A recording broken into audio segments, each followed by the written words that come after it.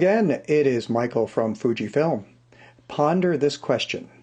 What if you took a Fujifilm X-T4 mirrorless camera and a Fujifilm X-H1 mirrorless camera and combined them together? What would you get? You would get this, the newly announced Fujifilm X-S10 camera. S as in slim, as in secure, as in stabilized, and as in simple.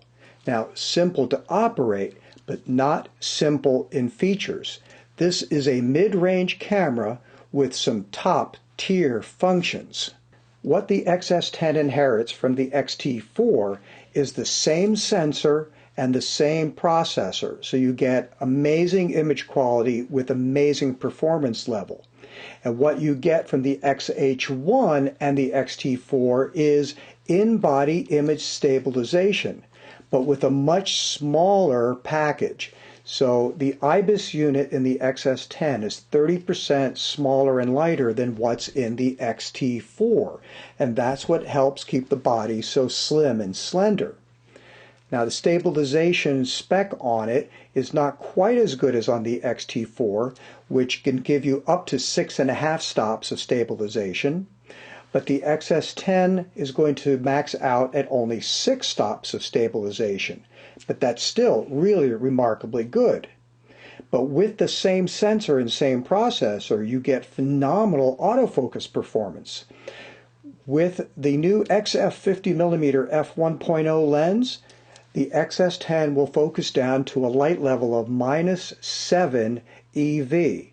Again, that's really awesome for a mid-range camera. Now, of course, you notice that this camera does not have the retro shutter knob ISO knob that the X-T4 has. No, this now has a drive knob that's of the PSAM style, Program Shutter Aperture Manual style. Now, for those of you that have been fans of our old school retro, you're going, oh no, you took it away. Well, first of all, it does exist in other cameras in our lineup, like the XT200 and the XA7. So secondly, sometimes this kind of drive mode is actually easier to use than the shutter speed ISO, and a lot of people prefer this. So we're giving you an option. Top-level features in a different body design. But something we do gain is 4 totally customizable user settings that can recall basically any setup mode that you want. Not just ISO and white balance, but things like shooting mode, autofocus performance. A whole boatload of things can now be programmed into 4 custom user memory slots to recall whenever you want them. Actually quite handy, especially when you're shooting events. So the camera gets a dedicated ISO button up here on the top instead of that knob. The camera moved the Q button to the top instead of back by the thumb where it was on many other models. And on the top left is a function knob which can be reprogrammed, but by default it calls up the film simulations.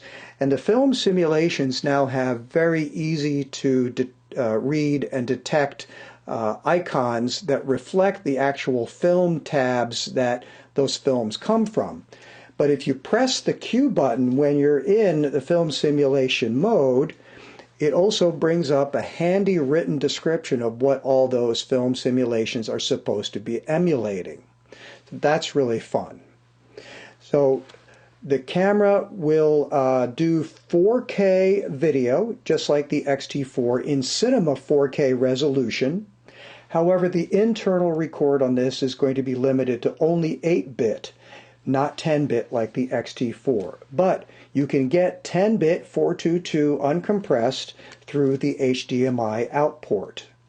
Also, the XS10 only has 1 card slot instead of 2, and it's a UHS-1, not a UHS-2 spec.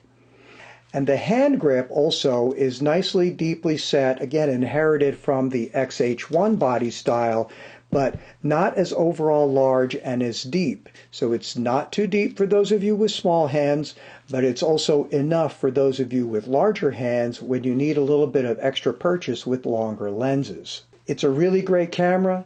It goes on sale in November for a list price of $999. There will be 2 lens kit options as well. And I have to tell you, I really like the way this camera feels in your hand. I think you will too. So go to a retailer near you, try it out. Thanks for joining me. I'll see you next time.